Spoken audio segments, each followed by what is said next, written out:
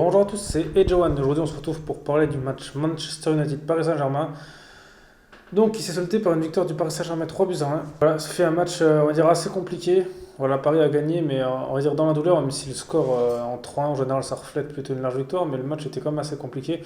En première mi-temps, déjà, bon, ce qui est bien, c'est qu'ils ont vraiment montré, ils ont donné direct le tempo direct, hein. Dans les 15 premières minutes, ils ont, on va dire, un peu tout dominé, voilà, et ça s'est concrétisé par un but de Neymar. C'est bien pour Neymar qui marque. En plus, c'était pas forcément un but facile à mettre, mais il montre vraiment qu'il est, que c'est lui le patron de l'équipe. Hein, c'est lui le meilleur joueur de l'équipe, et puis voilà, moi, il assume son rôle, et là, il permet à Paris de mener à 0. Donc voilà, bravo à Neymar. Mais bon, de toute façon, Neymar, je sais que c'est un très très grand joueur, et moi, je ne doute jamais de son talent. Je sais très bien qu'à chaque match, il peut justement apporter à lui tout seul la solution. Voilà, ensuite, ben, Paris s'est un peu relâché, on va dire. Paris s'est un peu relâché. Voilà, donc Verratti a vraiment été bon au milieu, mais quand ils ont un peu baissé de rythme, voilà, Paris a relâché et ça a permis à Manchester d'égaliser. Alors sur un but, on va dire une frappe détournée de Danilo dans son but. Bon après c'est voilà, c'est un peu un but malheureux, mais bon c'est comme ça. Et des fois des actions comme ça touche le poteau, ça passe à côté. Et là malheureusement c'est but. Donc là quand on a vu ça, c'était un peu compliqué pour Paris. On s'est dit est-ce qu'ils vont retourner leur travers ou pas, mais bon voilà, donc ça c'est un peu c'était un peu normal parce que toute l'équipe est un peu baissé de rythme. Mais voilà, Manchester commençait vraiment à avoir de plus en plus d'occasions et ça devenait compliqué. Ensuite, voilà, il y a eu une action là, de Fred là, sur Paredes qui lui met un coup de tête. Alors, c'est sûr que normalement c'est carton rouge, mais bon, après, je pense que ce qu'il sauve, à mon avis, c'est que Paredes en rajoute un peu. Je pense que c'est ça parce que voilà, c'est sûr que normalement c'est rouge, mais à mon avis c'est ça qui doit le sauver. Et puis peut-être l'arbitre allez, s'est dit, voilà, c'est peut-être il voulait peut-être pas pénaliser Dirk Manchester. Voilà, peut-être je pense que c'est ça à mon avis qui a dû sauver Fred, que Paredes en a rajouté un petit peu trop. Voilà, je pense que ça doit être à cause de ça. Donc voilà, après avoir, après ça dépend aussi des arbitres. Voilà, ça, je pense que ça dépend de plein de choses. De toute façon, l'arbitre a pas été transcendant parce qu'il y a beaucoup d'occasions des fois où Paris subissait des fautes et puis il mettait pas de carton. Voilà, on dirait que des fois, il distribuait même les cartons jaunes au hasard sur le terrain. Donc, je n'ai pas trop compris ce qu'il a fait. C'est que l'arbitre là, il n'était pas forcément impérial. Heureusement qu'il n'y a pas eu genre de penalty ou de décision vraiment litigieuse qui aurait vraiment fait tourner le match. Parce que là, je pense que ça aurait été vraiment compliqué. Ensuite, la deuxième mi-temps, alors là, ça a été compliqué. Paris s'est vraiment fait dominer. Voilà, Manchester a eu vraiment beaucoup d'occasions. Cavani aurait pu même marquer. Alors, Cavani a failli même marquer, mais heureusement qu'il est toujours autant en droit devant le but, voilà, qu'il met des poteaux. Heureusement que c'était le Cavani qu'on a connu la plupart du temps à Paris. Voilà. Donc, c'est-à-dire que le Cavani qui fait beaucoup de raisons pour marquer. Et heureusement que Paris, on n'en a pas concédé tant que ça. Et derrière, ils étaient assez bons. Donc ça va. On va dire ça va. Cavani, ça aurait été vraiment malheureux que Cavani marque. Mais il y a un truc, j'aurais bien voulu savoir est-ce que Cavani aurait fêté son but ou pas. Parce que, ok, il avait l'air d'être bien avec les joueurs sur le terrain. Mais je suis pas sûr que justement il ait quitté Paris en si bon terme que ça. Donc j'aurais bien voulu voir comment que ça serait passé s'il avait marqué. Voilà, ensuite ça a vraiment été compliqué. Voilà, heureusement Navas a sauvé Paris plusieurs fois parce que voilà, ils ont subi beaucoup d'occasions. Et après sur un coup de pied arrêté, ben Marquinhos, voilà, Marquinhos encore lui qui délivre Paris. Alors c'est vrai que souvent lui dans des matchs difficiles, des fois il marque. C'est vrai que Marquinhos sur les corners, il est vraiment très utile. Et c'est pour ça que malheureusement il reste plus que lui, c'est-à-dire que sur corner c'est le seul qui est capable de marquer sur le coup de pied arrêté et les autres sont plus là. Et avant il y avait Thiago Silva et c'est pour ça qu'il faut qu'il recrute quelqu'un d'autre vraiment derrière parce que quand il n'est pas là, ben, ça se ressent, il est capable d'aller marquer. Marquinhos a vraiment une grosse force de caractère qui permet justement de marquer des buts et d'être là quand il faut dans les moments difficiles de se battre. Donc franchement, Marquinhos, c'est un super élément pour Paris. Donc voilà, donc le 2-1 leur a vraiment fait du bien. Voilà, après Manchester, c'était un petit peu éteint, c'est-à-dire qu'ils ont un peu moins attaqué. Et ensuite, ensuite voilà le troisième but. Alors c'est encore Neymar qui récupère le ballon tout seul, voilà, qui s'extirpe de plusieurs joueurs, qui fait une passe à Mbappé. Après Mbappé repasse à Rafinha, Rafinha il arrive à dribbler, à passer à Neymar et but. Voilà. Bon, c'était un but facile pour Neymar parce qu'il était vraiment devant le but et plus de gardien dedans.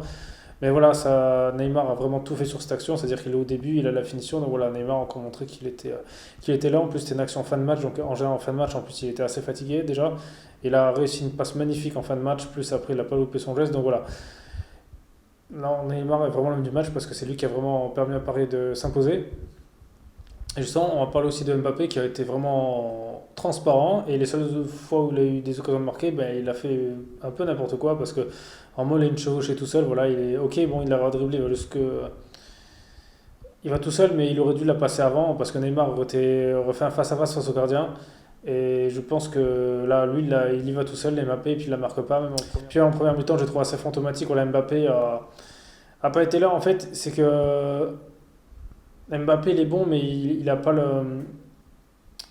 Quand il y a un autre joueur, on va dire, qui est plus fort que lui, donc comme Neymar, eh ben, je pense il est pas tout le temps forcément décisif.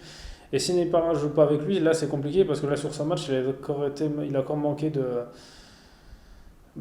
finesse, quoi, de finition. Donc c'est ça qui était un peu dommage et c'est un peu le défaut d'Mbappé, c'est que des fois je pense qu'il veut trop faire pour lui, voilà, il veut pas passer le ballon. Je pense qu'il aime pire que Neymar en termes de dribble, en termes de personnes qui passent pas le ballon. Et là ça joue des tours et en plus c'est dommage parce que ça fait aussi contre Bordeaux, c'était un peu aussi le même style de match. Voilà, il a pas marqué, il était pas bon en finition et là c'est à peu près pareil.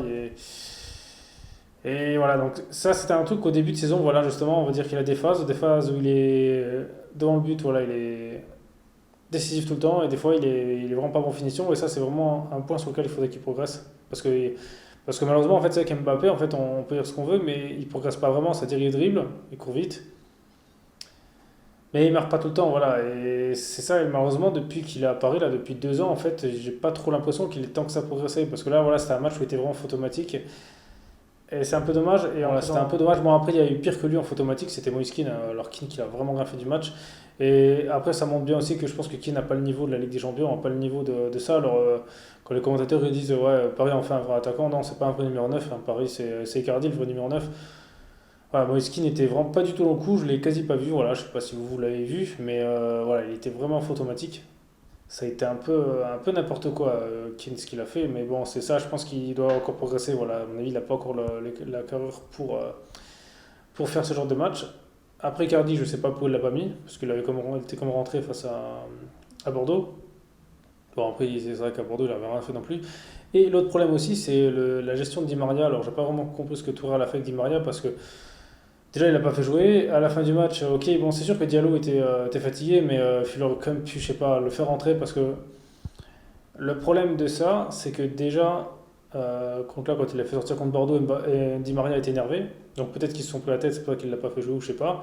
Mais là, de faire ça, faire un joueur, lui dire qu'on va rentrer, puis après tu rentres pas, je pense que ça, c'est encore compliqué pour un joueur à vivre. Donc à mon avis, là, Tourelle est vraiment en train de se mettre Di Maria à dos, sûrement. Donc je pense que en fait, c'est qu'il aurait dû le faire entrer, peu importe pour remplacer qui, juste pour la gestion du groupe. Parce que c'est sûr que quand il commence à avoir des tensions, ça peut être compliqué. Donc là, je pense que ça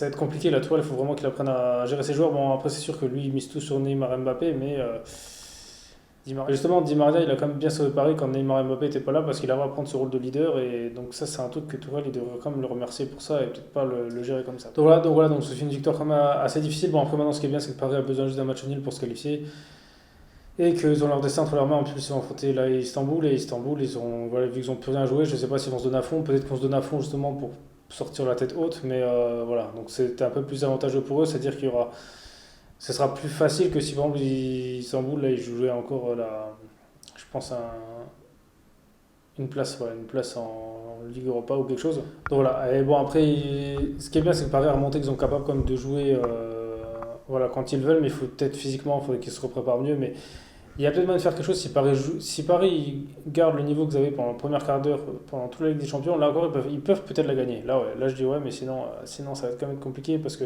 voilà, heureusement que Manchester c'est pas que des très très grands joueurs parce qu'ils auraient pu vraiment en prendre plus quoi. Donc voilà, après vous dites-moi dans les commentaires ce que vous avez pensé de ce match, si il y a des choses que j'ai pas dit que vous avez remarqué ou des choses que vous n'êtes pas d'accord avec moi.